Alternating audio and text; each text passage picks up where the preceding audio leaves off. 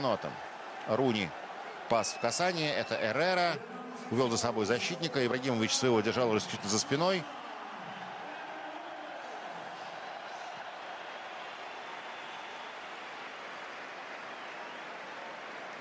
Сказать, что это обидно для футболистов Вест Хэма, значит ничего не сказать. А передачу сделал Генрих Мхитарян на самом-то деле.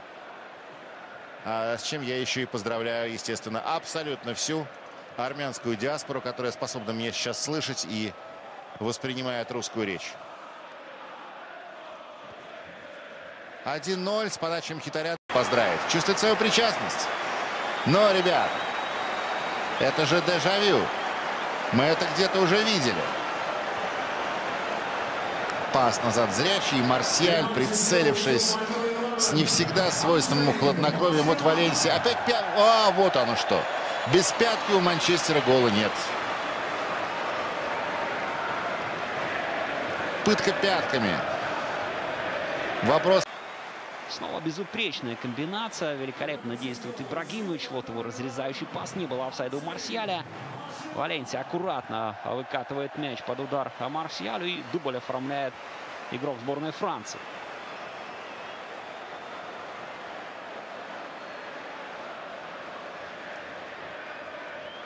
Превращает этот матч в рондо, как сказал бы знаменитый поэт 17 века, 18 века Арамис.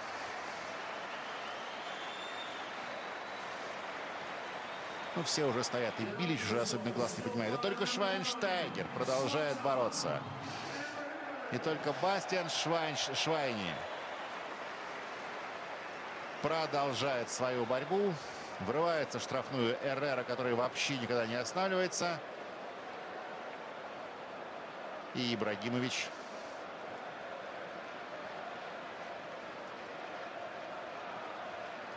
Просто Ибрагимович.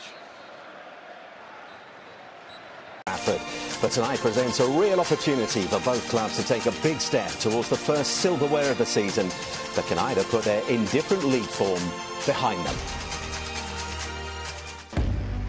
We are fragile behind, and I know we are, but we are not scoring enough goals. And when you are in a moment like this, you have to be stronger mentally. Joe Allen has stunned Old Trafford. Oh, it gets better and better for Chelsea. Talk about rubbing Mourinho's nose in it. We put ourselves in a situation where we gave them the game they want. Jose Mourinho has been sent to the stands. Olivier Giroud, 1-1. They were the lucky ones, and we were the unlucky ones. You learn more from failures because after that you are stronger. Diego Costa. And it's Holebas! Village distraught. We can't defend like this. To concede a couple of late goals, it's extremely frustrating. Sacco! Ibrahimovic! And is he going off too? Everywhere you look, United heads shaking in disappointment. Yes, a run of just one win from their last 7 matches means this is now Manchester United's worst start to a league season for 27 years. And their frustrations are taking their toll on Jose Mourinho. He's in hot water with the FA again, and tonight has been hit with his second one-match ban in 2 months, so won't be in the dugout tonight. But a win here and a place in the semi-finals would give Jose and his side some much-needed positive news. Wayne Rooney starts tonight. He's just 1 goal away from equalling Sir Bobby Charlton's Manchester United scoring record. Well, West Ham have never won the EFL Cup, but 6 years ago today, in the quarter-finals of this competition, they beat United 4-0 at Upton Park. And having knocked out the 5-times winners Chelsea in the previous round of this year's Cup, belief among Slaven Bilic's men will be high that they can get their first win here at Old Trafford in 9.5 years. Yes, live from Manchester at Old Trafford, the road to Wembley continues. It is the 4-times winners Manchester United against West Ham in the EFL Cup quarter-finals. And last night, Hull City and Liverpool secured their places in the semi-finals. Hull eventually beating Newcastle United 3-1 in a penalty shootout. And the 8-times winners Liverpool beat Leeds United 2-0 at Anfield as 17-year-old Ben Woodburn became Liverpool's youngest ever scorer So 2 tonight at the Emirates, it's Arsenal against Southampton. That game a 7:45 kickoff. Then later this evening, once both games have finished, we will bring you the draw for the semi-finals.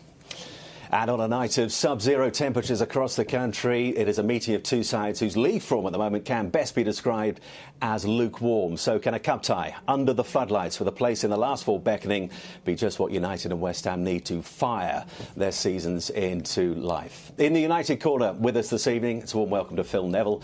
And in the West Ham corner, a warm welcome to Dean Ashton. Gentlemen, very good evening. Phil, I'll start with you and United. Much like West Ham, their league form is faltering. So round by round, does this competition take on more significance? Well, I think it's a competition that Jose would want to have won from day one. I think it's a competition he likes. I think with the teams that he's consistently picked in the 3 previous rounds, he's picked strong teams and he wants to win. I think it's a good opportunity to get silverware on the board early on, and in February he could have his first trophy.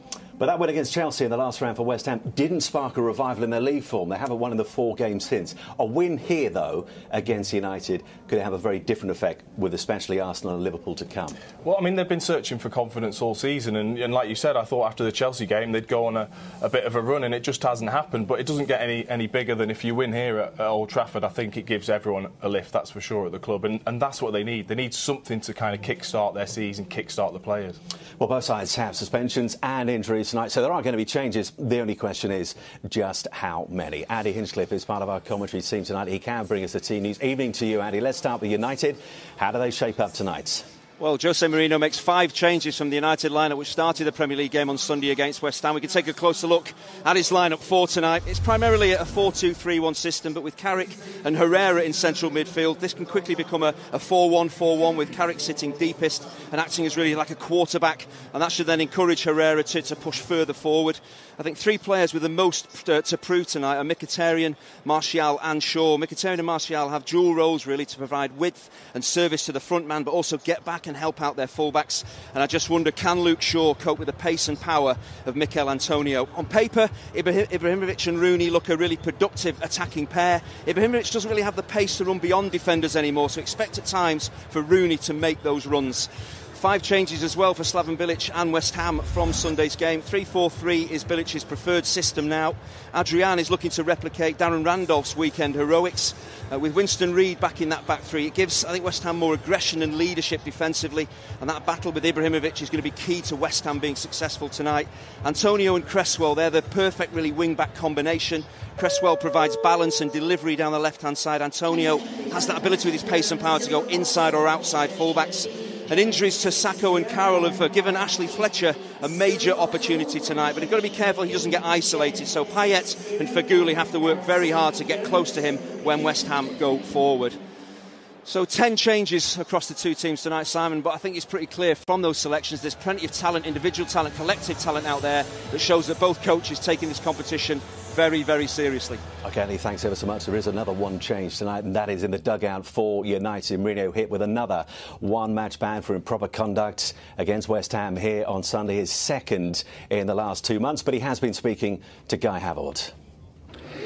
Jose, you won't be on the touchline tonight. Can you just get us to feel what you think about that, and also how it affects you in terms of doing your job this evening? I don't comment.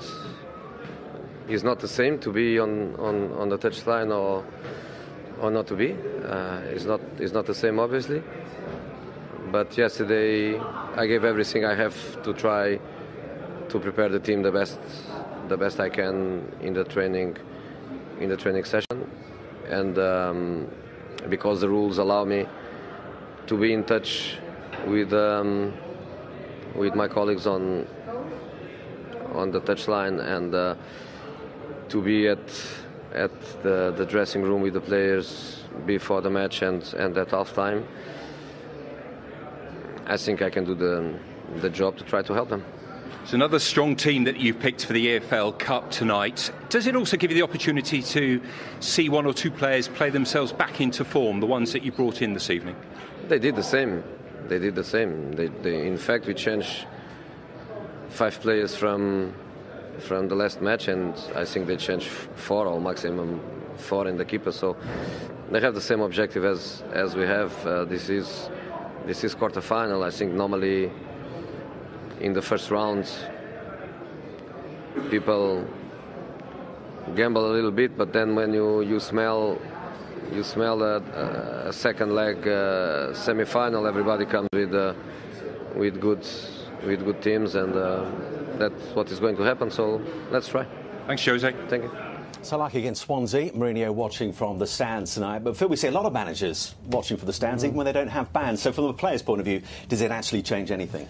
I think players prefer the manager to be up in the stand. I don't think as a manager you can have an effect on the team unless you're making a substitution, which you can do maybe through communication. There's very little you can actually communicate to the players on the pitch. The atmospheres are so loud now that actually players don't like the manager stood in the technical area. It's a nuisance. It's an interference. And they're better off up in the stand. And talking of nuisances, Dean, Henrik Mkhitaryan starts tonight for United. Only his full start for them in total since he arrived. How much of a nuisance might he pose West Ham this evening? Well, I mean, he was absolutely excellent in Europe last week. And, we're talking about someone who was arguably one of the best players in Europe last season. So he's clearly got the talent. Obviously, it hasn't worked for him yet at Manchester United. I think it set him back slightly, the Manchester City game, that's for sure. But there's no doubt, if he plays to his abilities, then he's going to be a real threat to West Ham. I don't think Jose trusts Mkhitaryan at this moment in time. Since that Derby game, I think Jose likes players that when they play in a position, they stay in that position and they're disciplined. And at the moment, I don't think he can trust him. But he surely hasn't blotted his copybook just on that one game against City here back in September. Well, it seems like he has, because he's gone so long without playing. And you saw his performance against Feyenoord last week. It was sensational. And the difference in the speed and the tempo of Manchester United, it was more like the Manchester United of old, the way they played against Feyenoord. So hopefully tonight he can reproduce that form and hopefully keep his place in the team.